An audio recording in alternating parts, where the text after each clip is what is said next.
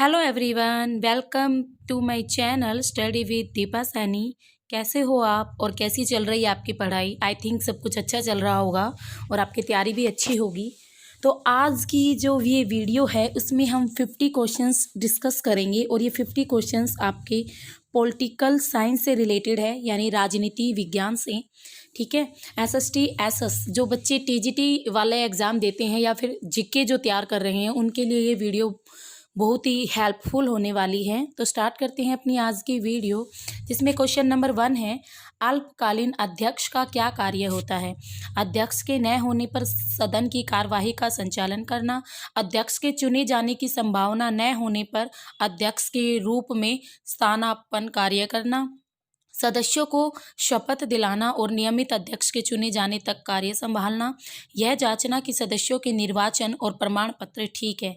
तो जो अल्पकालीन अध्यक्ष होता है उसका काम होता है सदस्यों को शपथ दिलवाना और नियमित अध्यक्ष के चुने जाने तक सारा काम संभालना। ठीक है। जब आपका स्पीकर हट जाता है तो उसके लिए थोड़े टाइम के लिए किसी को स्पीकर बनाया जाता है, यानी जो पद पर होते हैं उन्हीं में से किसी एक को, वो क्या करता है, जो भी सदस्य बनेंगे उनको शपथ दिलवाएगा और नियमित अध्यक्ष के जो चुने जाने वाले जो जितने भी काम है वो सारे काम संभालेगा जब तक स्पीकर चुन ना लिया जाए।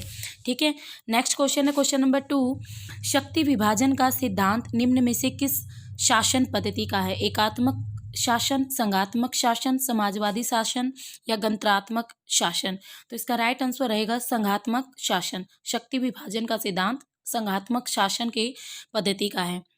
नेक्स्ट क्वेश्चन नंबर 3, दुनिया के निम्न में से किस देश से भारतीय संविधान में राज्य नीति के निर्देशक सिद्धांत की संकल्पना को अंगीकृत किया गया? यानी राज्य नीति के जो निर्देशक सिद्धांत है ये कहाँ से लिए गए हैं, किस देश से लिए गए हैं? आयरलैंड से। ठीक है। नेक्स्ट क्वेश्चन है क्वेश्चन नंबर 4, निम्न में से कौन सा कार्य ग्राम पंचायत का प्रशासनिक कार्य नहीं है? सफाई और अपवाह तंत्र उपलब्ध कराना, कब्रगाह और शमशान उपलब्ध कराना, कॉलेज शिक्षा उपलब्ध कराना, सड़कों, तालाबों और कुओं का अनुरक्षण करना। तो इसका राइट आंसर रहेगा कॉलेज शिक्षा उपलब्ध कराना ग्राम पंचायत का प्रशासनिक कार्य नहीं है। नेक्स्ट है क्वेश्चन नंबर 5, राज्यसभा के लिए नामित की गई प्रथम महिला फिल्म स्टार कौन थी? नरगिस दत्त, शबाना आजमी, मधुबाला या Meena Kumari?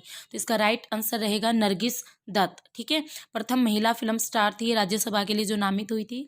Next question number 6, Bharat में राष्ट्रपति के चुनाव संबंधी विवाद के मामले को निम्न में से किसके पास भेजा जाएगा? निर्वाचन आयोग, संसद, भारत का उच्चतम न्यायालय या मंत्रिमंडल? तो इसका राइट आंसर रहेगा आपका भारत का उच्चतम न्यायालय। चुनाव संबंधी विवाद हो चाहे कोई भी विवाद हो, हम न्यायालय में ही तो जाते हैं। नेक्स्ट है क्वेश्चन नंबर 7, अवशिष्ट अधिकार जिनका उल्लेख संघीय, राज्य और संवर्तीय सूचियों में नहीं किया गया है, निम्न में से किसमें निहित होते हैं अवशिष्ट अधिकार? भारत के राष्ट्रपति में, राज्यसभा में या लोकसभा दोनों में, राज्य विधानमंडलों में या फिर लोकसभा में? तो इसका राइट आंसर रहेगा राज्यसभा और लोकसभा दोनों में। ठीक है। ऐसे अधिकार होते हैं अवशिष्ट अधिकार जी, जो अधिकार ना तो आपकी संघीय सूची में दिए होते हैं, जो ना राज्य सूची में दिए होते हैं, जो ना समवर्ती सूची में दिए होते हैं। ठीक है। तो वो अधिकार होते हैं आपके अवशिष्ट अधिकार। नेक्स्ट है क्वेश्चन नंबर 8, प्रभु सत्ता के बहु सिद्धांत में निम्न में से किस पर जोर दिया गया है? राज्य, धर्म, व्यक्ति, संघ यानी एसोसिएशन? तो इसका राइट आंसर रहेगा आपका राज्य। प्रभु सत्ता का जो बहु सिद्धांत है वो राज्य पर जोर देता है। नेक्स्ट क्वेश्चन है क्वेश्चन नंबर 9, एक संशोधन द्वारा समावेशित भारतीय संविधान का अनुच्छेद 243 निम्न में से किस विषय से संबंधित है?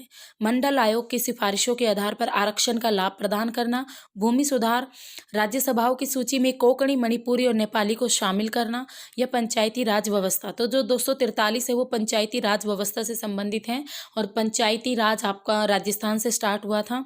नेक्स्ट है क्वेश्चन नंबर 10, निम्न में से वह अधिकार कौन सा है जिसकी गणना भारत के संविधान में नहीं की गई है लेकिन उच्चतम न्यायालय ने उसे मौलिक अधिकार बताया है? जीवन का अधिकार का रक्षण, सार्वजनिक रोजगार के मामलों में अवसर की समानता, व्यक्तिगत स्वतंत्रता का रक्षण और स्थायी आवास का अधिकार? तो इसका राइट आंसर रहेगा आपका स्थायी आवास का अधिकार। ठीक है। ये याद रखना, इसे मौलिक अधिकार बताया गया है, स्थायी आवास के अधिकार को। नेक्स्ट है क्वेश्चन नंबर 11, निम्न में से संसद की वह स्थायी समिति कौन सी है जिसमें राज्यसभा के सदस्य शामिल नहीं होते? लोक लेखा समिति, प्राक्कलन समिति, सार्वजनिक उपक्रम समिति, सरकारी बीमा समिति। तो इसका राइट आंसर रहेगा प्राक्कलन समिति। ठीक है, प्राक्कलन समिति संसद की वह स्थायी समिति होती है जिसमें राज्यसभा के सदस्य शामिल नहीं होते। नेक्स्ट है क्वेश्चन नंबर 12, भारतीय संविधान सभा की संघीय शक्ति समिति के अध्यक्ष कौन थे? ठीक है, संघीय शक्ति समिति के अध्यक्ष कौन थे? एग्जाम में पूछी जाती है ये। सरदार वल्लभ भाई पटेल, डॉक्टर BR अम्बेडकर, अल्लादी कृष्णा स्वामी अय्यर, जवाहरलाल नेहरू। तो कौन थे भाई? पंडित जवाहरलाल नेहरू संघीय शक्ति और संघीय शक्ति समिति, इन दोनों के ही अध्यक्ष थे ये पंडित जवाहरलाल नेहरू। नेक्स्ट है क्वेश्चन नंबर 13, भारत के एक उच्च न्यायालय ने यह निर्णय दिया था कि बंद असंवैधानिक और दंडात्मक है, क्योंकि इसमें लोगों के कुछ समूह के मौलिक अधिकारों का हनन होता है, यह किसी मौलिक स्वतंत्रता का कार्य रूप नहीं है, इससे उत्पादन पर प्रतिकूल प्रभाव पड़ता है, यह विरोध करने के अधिकार का भाग नहीं है। तो इसका राइट आंसर आएगा, इससे लोगों के कुछ समूह के मौलिक अधिकारों का हनन होता है। ठीक है, जब भी बंद होता है कुछ या फिर आपका आपातकाल लगता है तो मौलिक अधिकारों का हनन होना लाजमी है। नेक्स्ट है क्वेश्चन नंबर 14, भारत का नियंत्रक महालेखा परीक्षक इस किसके लिए मुख्य लेखाकार और लेखा परीक्षक के रूप में काम करता है? संघ सरकार के लिए, राज्य सरकार के लिए, संघ और राज्य के लिए, ना संघ के लिए ही ना ही राज्य सरकार के लिए। तो याद रखना ये संघ और राज्य सरकार दोनों के लिए ही काम करता है जो लेखा परीक्षक होता है। नेक्स्ट है क्वेश्चन नंबर 15, निम्न में से वह व्यक्ति कौन है जो संसद का सदस्य नहीं है लेकिन जिसे संसद को संबोधित करने का अधिकार प्राप्त है? भारत का अटॉर्नी जनरल, भारत का सॉलिसिटर जनरल, भारत के मुख्य न्यायमूर्ति, मुख्य निर्वाचन आयुक्त। तो जो भारत के अटॉर्नी जनरल होते हैं, भारत के वो संसद के सदस्य नहीं होते, फिर भी उन्हें संसद को संबोधित करने का अधिकार प्राप्त होता है। नेक्स्ट है क्वेश्चन नंबर 16, निम्न में से किसके संबंध में राज्यसभा को लोकसभा के अपेक्षाकृत अधिक अधिकार प्राप्त है? धन विधेयक के संबंध में, धनेतर विधेयक में, नई अखिल भारतीय सेवाओं का गठन करने में, या संविधान के संशोधन करने में। ये क्वेश्चन एग्जाम में बहुत बार पूछा गया पॉलिटिकल का। तो इसका राइट आंसर रहेगा संविधान का संशोधन करने में राज्यसभा को लोकसभा के अपेक्षाकृत अधिक अधिकार प्राप्त होते हैं। नेक्स्ट है क्वेश्चन नंबर 17, निम्न में से उच्च न्यायालय और उच्चतम न्यायालय का वह रिट और आदेश कौन सा है जो किसी प्राधिकार को रद्द करने के लिए किया जाता है? परमादेश रिट, उत्प्रेक्षण रिट, अधिकार परीक्षा रिट, या प्रत्यक्षीकरण रिट। तो जो आपका अधिकार परीक्षा रिट है वो किसी भी प्राधिकार को रद्द करने के लिए लिया जाता है। नेक्स्ट क्वेश्चन नंबर 18, राज्यसभा को भंग करने में निम्न में से कौन सक्षम है? अध्यक्ष राज्यसभा, राष्ट्रपति, संसद का संयुक्त सत्र, या इनमें से कोई नहीं। तो जो इनमें से कोई भी राज्यसभा को भंग करने में सक्षम नहीं है, राष्ट्रपति भी राज्यसभा को भंग नहीं कर सकता। नेक्स्ट है क्वेश्चन नंबर 19, निम्न में से वह अधिकार कौन सा है जिसकी गणना भारत के संविधान में नहीं की गई है लेकिन उसे उच्चतम न्यायालय ने मौलिक अधिकार बताया है?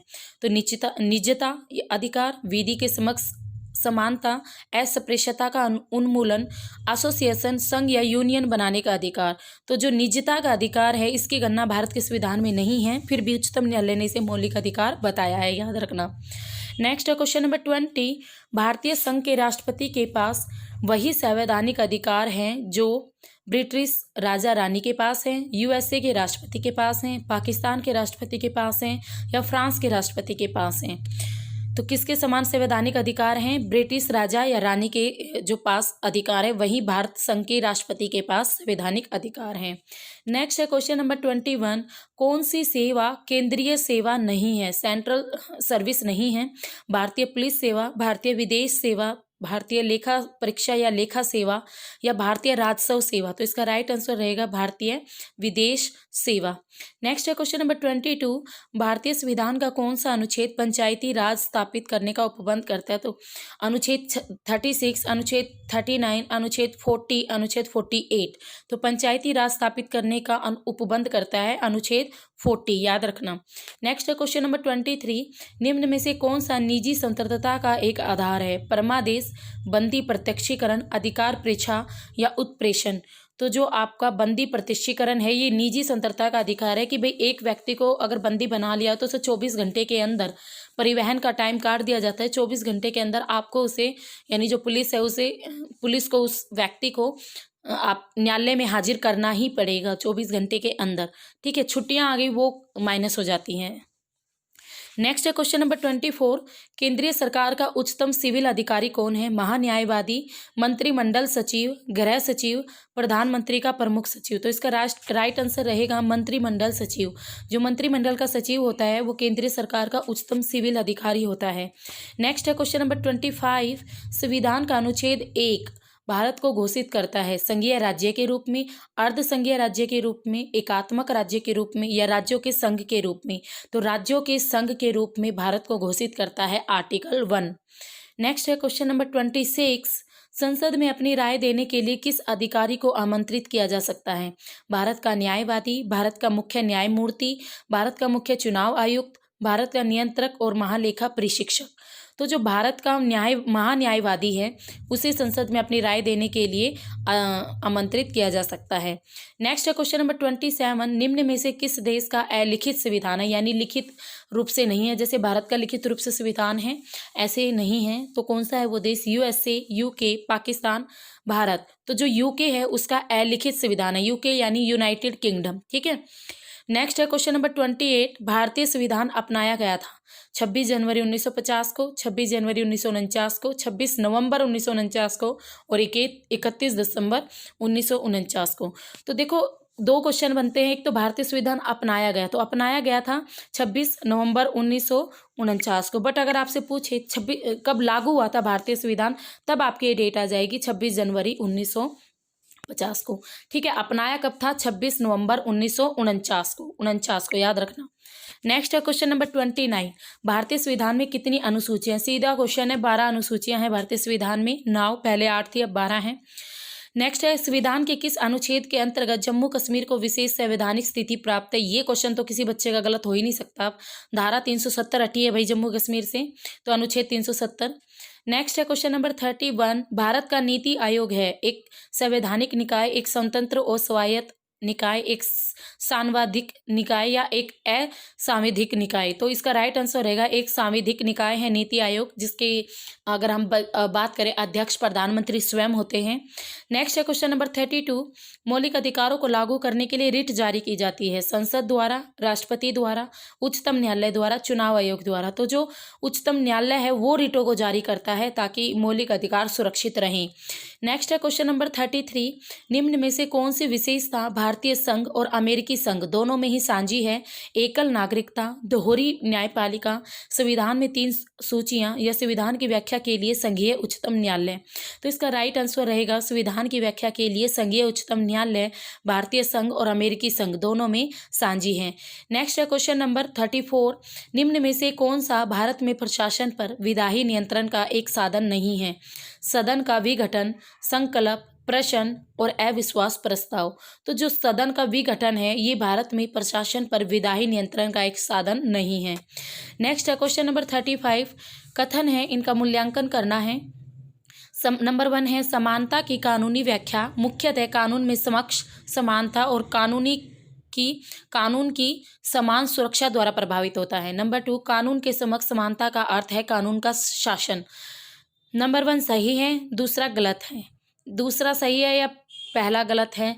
दोनों सही है, दोनों गलत है। सिंपल सी बात है भाई, दोनों ही राइट है। समानता की कानूनी व्याख्या जब करें तो कानून के समक्ष सभी समान है, कानून के समक्ष सभी को सुरक्षा दी जाएगी।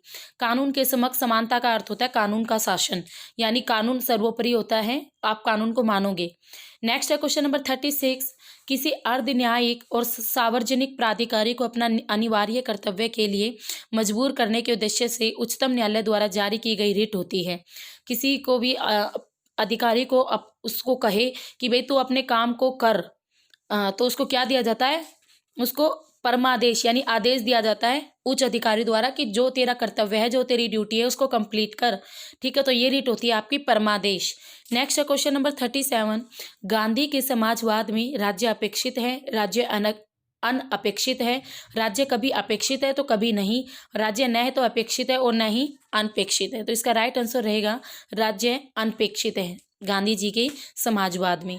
नेक्स्ट है क्वेश्चन नंबर 38, भारतीय राज्यों का भाषाई आधार पर पुनर्गठन किस वर्ष किया गया था? इंपॉर्टेंट क्वेश्चन है भाई, बहुत बार पूछा जाता है 1956 में। और भाषा के आधार पर अलग होने वाला पहला राज्य था आंध्र प्रदेश। नेक्स्ट है क्वेश्चन नंबर 39। संविधान के अनुच्छेद 17 और 18 में व्यवस्था है सामाजिक क्षमता की, आर्थिक क्षमता की, राजनीतिक क्षमता की या धार्मिक क्षमता की। तो इसमें है सामाजिक क्षमता की, अनुच्छेद 17 और 18 में। ठीक है, यानी आपके ऐसे जो सामाजिक रूप से सभी एक समान हैं। नेक्स्ट है क्वेश्चन नंबर 40। भारतीय संविधान भारत का वर्णन किस रूप में करता है? राज्यों का संघ, अर्ध संघीय, राज्य और संघ, राज्य क्षेत्रों का महासंघ और एकात्मक राज्य। तो भारत का संविधान भारत का वर्णन राज्यों के संघ के रूप में करता है। आप सबको पता है भारत में 28 राज्य हैं और 8 केंद्र शासित प्रदेश हैं। इतने सारे राज्य हैं, इतनी सारी भाषाएं, इतनी सारी वेशभूषा और इतने अलग तरह तरह के लोग होते हुए भी भारत में क्या है, एक संघीय रूप से भारत एक है, तो इसलिए राज्यों का संघ है। नेक्स्ट है क्वेश्चन नंबर 41। सदस्य न होते हुए निम्न में से कौन संसद के किसी भी सदन की कार्यवाही में हिस्सा ले सकता है और मत देने के अधिकार बिना? तो भारत का मुख्य न्यायमूर्ति, भारत का राष्ट्रपति, नियंत्रक और महालेखा परीक्षक, महान्यायवादी। तो जो महान्यायवादी है, ये पहले भी आया था, वो संसद के किसी भी सदन की कार्रवाई में हिस्सा ले सकता है और मत देने का अधिकार के बिना ही। नेक्स्ट है क्वेश्चन नंबर 42। नागरिकता निम्न में से किस विधियों द्वारा प्राप्त की जा सकती है? जन्म द्वारा, आनुवांशिकता द्वारा, पंजीयन द्वारा या अनुरोध द्वारा? तो इसका राइट आंसर रहेगा 1, 2, 3। जन्म द्वारा आपको नागरिकता मिल जाती है उस देश की जहाँ पर आप पैदा होते हो। आनुवांशिकता द्वारा मिल जाती है, यानी माता पिता या से आपको। पंजीयन द्वारा भी मिल जाती है। भाई अलग अलग देश में नागरिकता के लिए अलग अलग कानून हैं। कोई देश कहता है कि हमारे यहाँ 10 साल रह लोगे कंटिन्यू तो हमारे देश के नागरिक बन जाओगे।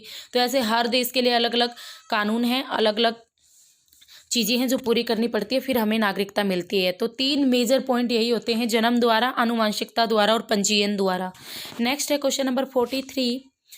भारतीय संविधान की 8वीं अनुसूची में कितनी भाषाएं शामिल हैं? तो भारतीय संविधान की 8वीं अनुसूची में पहले आपकी 18 थी, अब 22 भाषाएं हैं। ठीक है, 22 भाषाएं याद रखना, ये क्वेश्चन बहुत बार आता है एग्जाम में। नेक्स्ट है क्वेश्चन नंबर 44।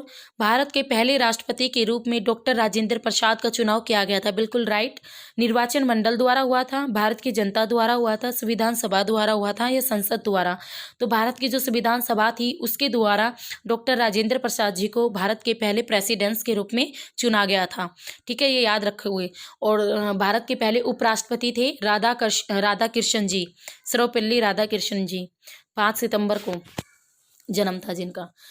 Question number 45। निम्न में से किस मामले में उच्चतम न्यायालय ने माना था कि मौलिक अधिकारों में संशोधन नहीं किया जा सकता? ए के गोपालन का मामला था, केशवानंद भारती का मामला था, MC मेहता का मामला था या गोलकनाथ का मामला था? तो गोलकनाथ का मामला था जिसमें न्यायालय ने माना कि मौलिक अधिकारों में संशोधन नहीं किया जा सकता। नेक्स्ट है क्वेश्चन नंबर 46। संयुक्त राज्य अमेरिका USA में राष्ट्रपति का चुनाव किया जाता है सीनेट द्वारा, सामान्य वयस्क मताधिकार द्वारा, प्रतिनिधि सभा द्वारा या कांग्रेस द्वारा? तो ध्यान रखना, सामान्य वयस्क मताधिकार द्वारा। ठीक है, यानी जैसे आपके इलेक्शन होते हैं वैसे। नेक्स्ट है क्वेश्चन नंबर 47। यूनाइटेड किंगडम एक उत्तम उदाहरण है अभिजात तंत्र का, निरंकुश राज्यतंत्र का, संवैधानिक राजतंत्र का या राज व्यवस्था का? तो जो यूनाइटेड किंगडम है वो आपका संवैधानिक राजतंत्र का, यानी वहाँ पे अब भी किंग चलते हैं, किंग चलते हैं, वहाँ पर राजा चलते हैं। भारतीय संविधान के अनुच्छेद 17 में उपबंध किया गया है कानून के समक्ष समता का, सरकारी नौकरी के मामले में अवसर की समता का, पदवियों के उन्मूलन का, अस्पृश्यता के उन्मूलन का। तो अनुच्छेद 17 में अस्पृश्यता का अंत किया गया है, छुआछूत का अंत किया गया है। अगर आप किसी भी अन्य व्यक्ति के साथ ऐसा करते हो, उसे नीचा दिखाते हो जाति के आधार पर, तो आपके खिलाफ मौलिक अधिकार का हनन होने में केस हो जाएगा। नेक्स्ट है क्वेश्चन नंबर 49। भारतीय संविधान के अनुच्छेद 370 में उपबंध किया गया है जम्मू और कश्मीर के लिए अस्थायी प्रावधानों का, नागालैंड के संबंध में विशेष प्रावधानों का, मणिपुर के संबंध में विशेष प्रावधानों का और वित्तीय आपात स्थिति के संबंध में विशेष प्रावधानों का। तो अनुच्छेद जो 370 है वो जम्मू कश्मीर के लिए अस्थायी प्रावधानों का था, जो कि अब हट चुकी है। अब वहाँ जम्मू कश्मीर को केंद्र शासित प्रदेश बना दिया गया है। और इस वीडियो का लास्ट क्वेश्चन है आपका, प्राक्कलन समिति के सदस्य केवल लोकसभा के चुने जाते हैं, केवल राज्यसभा से चुने जाते हैं, लोकसभा और राज्यसभा दोनों से चुने जाते हैं या लोकसभा के अध्यक्ष द्वारा नामित किए जाते हैं? जो प्राक्कलन समिति के सदस्य होते हैं आपके केवल लोकसभा के द्वारा चुने जाते हैं। तो इसको आप याद रखोगे। तो यहाँ पर आपकी कंप्लीट होती हैं, तो यहाँ पे कंप्लीट होते हैं आपके 50 क्वेश्चंस। तो कमेंट कीजिएगा आपको क्वेश्चंस कैसे लगे और आपके लिए हेल्पफुल है भी या नहीं भी, ठीक है। और वीडियो आपको कैसी लग रही है कमेंट करना। तो आई थिंक आपको सारे क्वेश्चंस अच्छी तरह समझ में आ गए हैं। और टीजीटी एसएसटी कह लो या और जितने भी आपके एग्जाम्स है, DSSP, KVS, NVS, आपका HTET का SST level, TGT, UP TET, REET, सभी एग्जामों में जीके वाले पोर्शंस के लिए जिसमें पॉलिटिकल आती ही आती है, तो वहाँ के लिए मोस्ट इंपॉर्टेंट है एग्जाम। तो अच्छी तरह से कर लेना इन क्वेश्चंस को, ठीक है। तो फिर मिलते हैं अपनी एक न्यू वीडियो में एक न्यू एनर्जी के साथ। तब तक पढ़ते रहो। और प्लीज़ अगर वीडियो अगर आपको अच्छी लगती है तो लाइक कर दो और शेयर भी कर दो और सब्सक्राइब कर लो मेरे चैनल को फ्यूचर में अच्छी अच्छी वीडियो देखने के लिए। तो okay, thank you very much for watching this video.